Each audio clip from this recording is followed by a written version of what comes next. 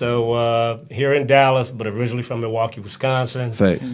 North side of Milwaukee. Oh, so boy. I'm 56 years old. Yeah. So I'm back in the day when dope was rampant in Yeah. Milwaukee. So either you sold dope, you pimped, or you played sports. Yeah. That was protocol. I took the sports route, and been blessed enough to work for some great corporations coming from where we come from in Milwaukee.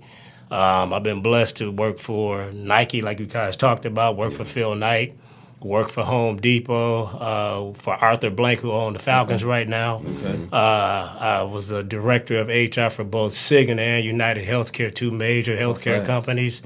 I've also just recently worked for McKinsey, which is the largest professional services company in the world. Wow.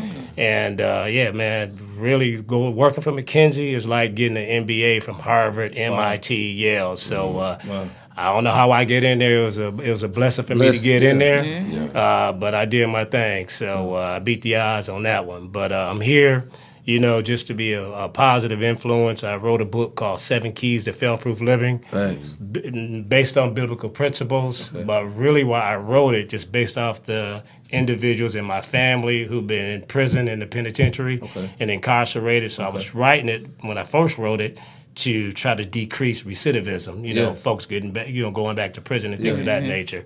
But as I continue to go with it, I wanted to make sure that everybody could read it. So I made a book that's probably at an 8th grade reading level, so I wouldn't scare people off. And if you're in the celly, you can read it in about an hour. If you're on the plane, you can read it in an hour. It ain't intimidating. So some of the stuff I talk about is like letting go of your past, giving back, not giving up.